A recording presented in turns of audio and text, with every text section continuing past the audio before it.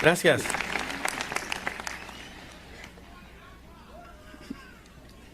Estoy honrado de estar con ustedes en la ceremonia de graduación en una de las mejores universidades del mundo. La verdad sea dicha, nunca me gradué de la universidad. Esto es lo más cerca que he estado de una graduación universitaria. Hoy quiero contarles 3 historias de mi vida. Eso es todo. No gran cosa, solo 3 historias. La primera historia es sobre conectar los puntos. Me retiré de la Universidad de Reed después de los primeros 6 meses, pero estuve yendo de modo intermitente por otros 18 meses o más antes de retirarme de verdad. Entonces, ¿por qué me retiré? Comenzó antes de que yo naciera. Mi madre biológica era una joven soltera graduada universitaria y decidió darme en adopción. Ella creía firmemente que debía ser adoptado por graduados universitarios, así que todo estaba arreglado para que al apenas nacer fuera adoptado por un abogado y su esposa. Excepto que cuando aparecí, ellos decidieron en el último minuto que en realidad deseaban una niña. Entonces mis padres, que estaban en lista de espera, recibieron una llamada en medio de la noche preguntándoles: «Tenemos un bebé varón no deseado. ¿Lo quieren?» Ellos dijeron: «Por supuesto». Mi madre biológica luego se enteró que mi madre nunca se había graduado de la universidad y que mi padre nunca se había graduado de la enseñanza media, así que se negó a firmar los papeles de adopción definitivos. Solo cambió de parecer unos meses más tarde cuando mis padres prometieron que yo iría a la universidad. Ese fue el inicio de mi vida. Y 17 años más tarde fui a la universidad. Sin embargo, ingenuamente elegí una universidad casi tan cara como Stanford. Y todos los ahorros de mis padres de clase obrera fueron gastados en mi matrícula. Después de 6 meses no podía ver valor en ello. No tenía idea de qué hacer con mi vida y no tenía idea de cómo la universidad me podía ayudar a deducirla. Y aquí estaba yo, gastando todo el dinero que mis padres habían ahorrado durante toda su vida. Así que decidí retirarme y confiar en que todo iba a resultar bien. Fue bastante aterrador en ese momento, pero mirando hacia atrás, fue una de las mejores decisiones que he tomado. Apenas me retiré, pude dejar de asistir a las clases obligatorias que no me interesaban y comencé a asistir a las clases que me parecían más interesantes. No todo fue romántico. No tenía dormitorio, así que dormía en el piso de los dormitorios de amigos. Retornaba las botellas de soda por los 5 centavos de depósito para comprar comida y caminaba 7 millas cruzando la ciudad todos los domingos en la noche para conseguir una buena comida a la semana en el templo Hare Krishna. Me encantaba. Y mucho con lo que me tropecé siguiendo mi curiosidad e intuición resultaron ser invaluables posteriormente. Déjenme darles un ejemplo. La Universidad de Reed en ese tiempo ofrecía quizás la mejor instrucción en caligrafía del país. A través del campus, todos los afiches, todas las etiquetas de cada casillero estaban bellamente escritos en caligrafía a mano. Debido a que me había retirado y no tenía que asistir a las clases normales, decidí tomar una clase de caligrafía para aprender cómo hacer eso. Aprendí los tipos de letras serif y sans serif, de la variación de la cantidad de espacio entre las distintas combinaciones de letras, de lo que hace que la gran tipografía sea grande.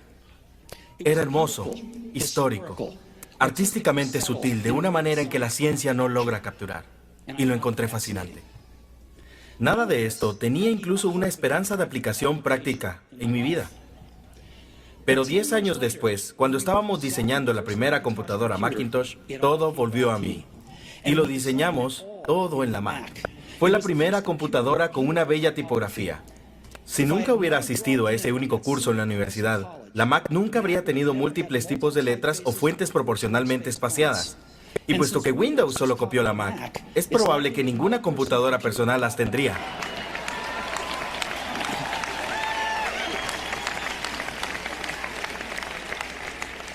Si nunca me hubiera retirado, nunca habría asistido a esa clase de caligrafía. Y las computadoras personales podrían no tener la maravillosa tipografía que tienen. Por supuesto, era imposible conectar los puntos mirando hacia el futuro cuando estaba en la universidad. Sin embargo, fue muy claro mirando hacia el pasado 10 años después. Reitero, no pueden conectar los puntos mirando hacia el futuro. Solamente pueden hacerlo mirando hacia el pasado. Por lo que tienen que confiar que los puntos de alguna forma se conectarán en su futuro. Tienen que confiar en algo. Su instinto, el destino, la vida, el karma, lo que sea. Porque creyendo que los puntos se conectarán en el camino, te dará la confianza de seguir tu corazón, incluso cuando te lleven fuera del camino conocido. Y que eso hará toda la diferencia.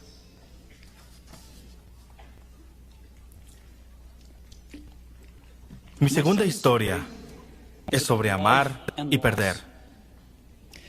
Fui afortunado.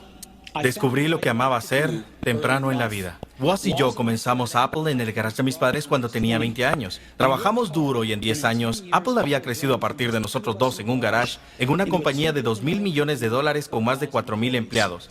Recién habíamos presentado nuestra más grandiosa creación, la Macintosh, un año antes, y yo recién había cumplido 30. Y entonces me despidieron. ¿Cómo te pueden despedir de una compañía que comenzaste? Bien. Debido al crecimiento de Apple, contratamos a alguien que pensé que era muy talentoso para dirigir la compañía conmigo. Y por el primer año o más las cosas marcharon bien. Pero luego nuestras visiones del futuro empezaron a desviarse y eventualmente teníamos disgustos. Cuando lo hacíamos, la junta directiva lo respaldó a él. De modo que a los 30 años estaba afuera. Y muy públicamente afuera. Aquello que había sido el centro de toda mi vida adulta se había ido. Y fue devastador. Realmente no supe qué hacer durante algunos meses. Sentía que había decepcionado a la generación anterior de empresarios, que había dejado caer la batuta cuando me lo estaban pasando.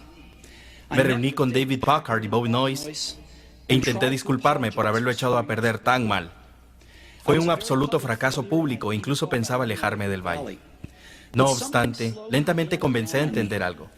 Yo todavía amaba lo que hacía. El giro de acontecimientos en Apple no había cambiado eso ni un poco. Había sido rechazado, pero seguía enamorado. Y entonces decidí comenzar de nuevo. En ese entonces no lo entendí, pero resultó que ser despedido de Apple fue lo mejor que podía haberme pasado. La pesadez de ser exitoso fue reemplazada por la livianidad de ser principiante otra vez, menos seguro de todo. Me liberó para entrar en una de las etapas más creativas de mi vida. Durante los siguientes 5 años comencé una compañía llamada Next, otra compañía llamada Pixar, y me enamoré de una asombrosa mujer que se convertiría en mi esposa. Pixar continuó para crear la primera película en el mundo animada por computadora, Toy Story, y ahora es el estudio de animación más exitoso a nivel mundial. En un notable giro de los hechos, Apple compró Next. Regresé a Apple y la tecnología que desarrollamos en Next está en el corazón del actual renacimiento de Apple. Y con Lorraine tenemos una maravillosa familia juntos.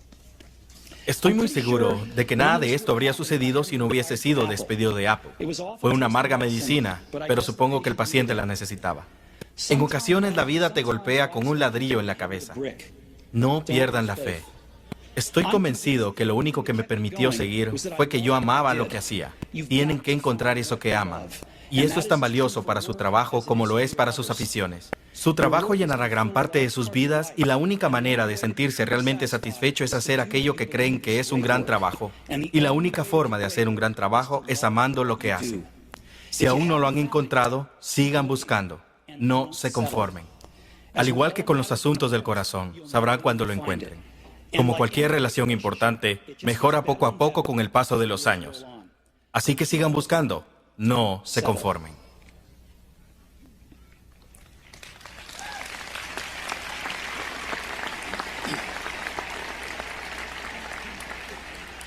Mi tercera historia es sobre la muerte.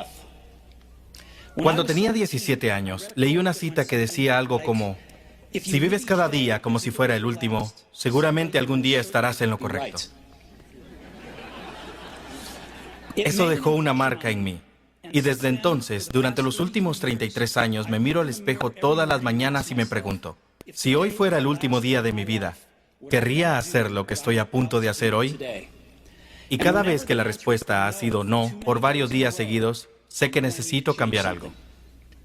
Recordar que moriré pronto es la herramienta más importante que he encontrado para ayudarme a decidir las grandes elecciones en mi vida. Porque casi todo, todas las expectativas externas, todo el orgullo, todo el temor a la vergüenza o el fracaso, todo eso desaparece ante el rostro de la muerte, quedando solamente lo que es realmente importante. Recordar que van a morir. Es la mejor manera que conozco para evitar la trampa de pensar que tienen algo que perder. Ya están desnudos. No hay ninguna razón para no seguir a su corazón. Cerca de un año atrás, fui diagnosticado con cáncer. Me hicieron un escáner a las 7:30 de la mañana y claramente mostraba un tumor en el páncreas. Yo ni siquiera sabía lo que era el páncreas. Los doctores me dijeron que era muy probable que fuera un tipo de cáncer incurable y que mi esperanza de vida no superaría de 3 a 6 meses. Mi doctor me aconsejó irme a casa y arreglar a mis asuntos, que es el código médico para prepararte para morir. Significa tener que decirle a tus hijos todo lo que pensabas decirles en los próximos 10 años, en unos pocos meses. Significa asegurarte que todo esté finiquitado, de modo que sea lo más sencillo posible para tu familia. Significa decir adiós. Viví con ese diagnóstico todo el día. Luego de esa tarde me hicieron una biopsia, en que introdujeron un endoscopio por mi garganta a través del estómago y mis intestinos. Pincharon con una aguja en mi páncreas y me extrajeron unas pocas células del tumor. Estaba sedado, pero mi esposa, que estaba allí, me comentó que cuando examinaron las células en el microscopio, los médicos comenzaron a llorar, porque descubrieron que era una forma muy rara de cáncer pancreático curable con cirugía. Me operaron y agradecidamente, ahora estoy bien.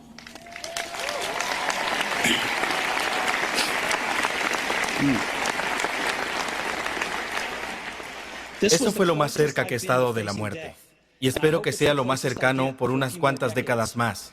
Habiendo vivido eso, ahora puedo contárselos con un poco más de certeza que cuando la muerte era un útil pero puramente intelectual concepto.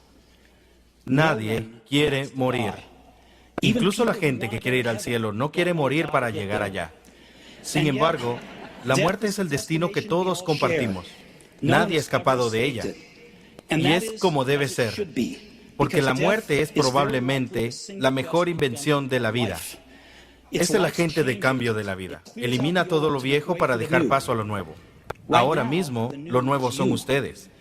Pero algún día, no muy lejano, gradualmente ustedes serán lo viejo y serán eliminados. Lamento ser tan dramático, pero es muy cierto. Su tiempo tiene límite, así que no lo desperdicien viviendo la vida de alguien más. No se dejen atrapar por dogmas, que es vivir con los resultados de pensamientos de otras personas. No permitan que el ruido de las opiniones ajenas silencien su propia voz interior. Y más importante, tengan el valor de seguir su corazón e intuición, que de alguna manera ya saben lo que realmente quieren llegar a ser. Todo lo demás es secundario.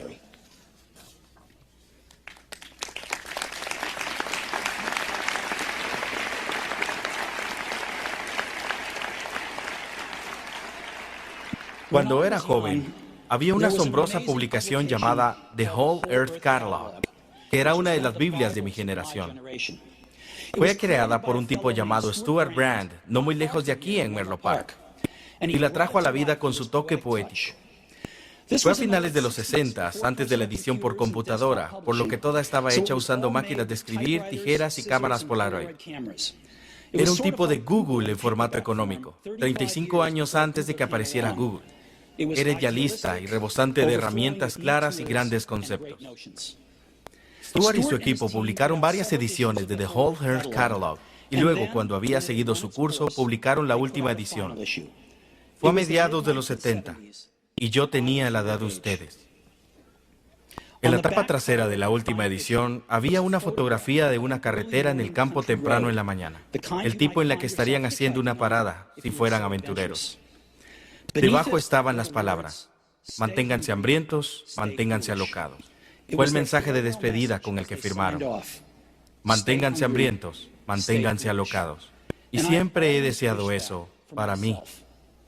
Y ahora, cuando se gradúan para empezar de nuevo, les deseo eso a ustedes. Manténganse hambrientos, manténganse alocados. Muchas gracias a todos.